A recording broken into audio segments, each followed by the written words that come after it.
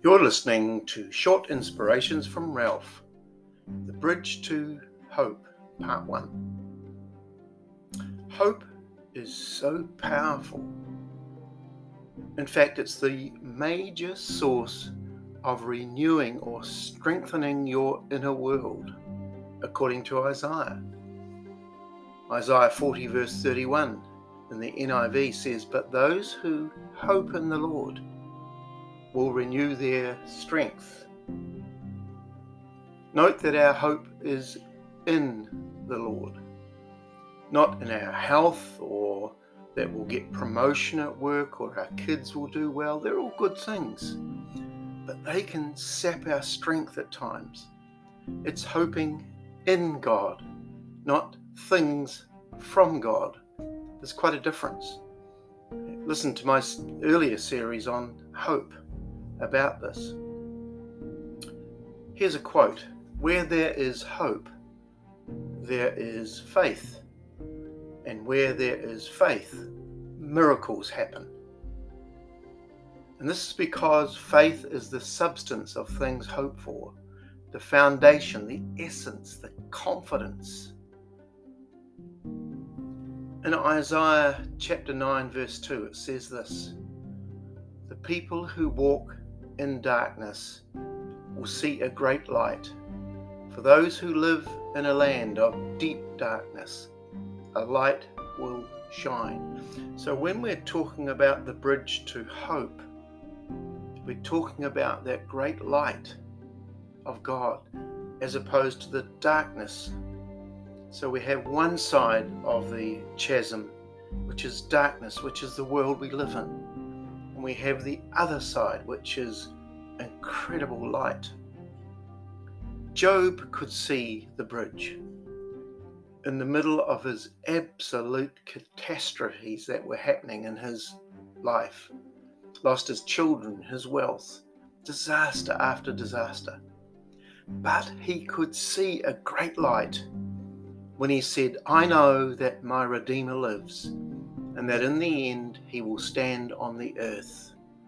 Talking about really the other side of the bridge, the side of hope. He could say in another way, "That great purchaser of my soul has built a bridge for me to eternity." So he had hope in God, not in the stuff around him. I love that song that's sung about "My Redeemer lives." The verse says, "Who taught the sun where to stand in the morning? Who told the ocean you can only come this far? And who showed the moon where to hide until evening? Whose words alone can catch a falling star?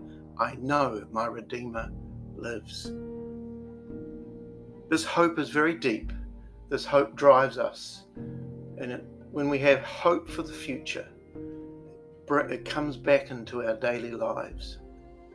A few years ago, we had the privilege in my hometown of leading Bhutanese families to Jesus. And they were Hindu, and the head of that family group was a Hindu priest. And they gave their hearts to the Lord Jesus Christ. And I remember distinctly meeting them on Saturday nights through discipleship processes and using a whiteboard to illustrate what was happening to their family. And on the whiteboard at one time I drew a bridge. That's the cross between us on one side of the cliff and God on the other, like you see sometimes in many diagrams. And it was fun because I drew their family as stick figures going across this bridge to hope, to God, across the bridge of Jesus. And we were speaking English and it was being interpreted into Nepali. But Jesus came into these families, the bridge to hope, and brought great hope, not only for the rest of their lives, but into eternity.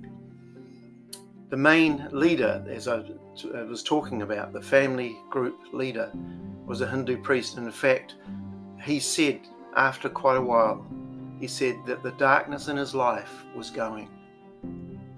and that light was coming in. He even said that the nightmares were gone. This is an example of someone with their family walking from one side to the other, across this bridge to hope. And the bridge is none other than the Lord Jesus Christ. The greatest miracle that we can see is when a person is born again, is redeemed, is resurrected anew, is made new on the inside, and delivered from darkness forever. God bless you.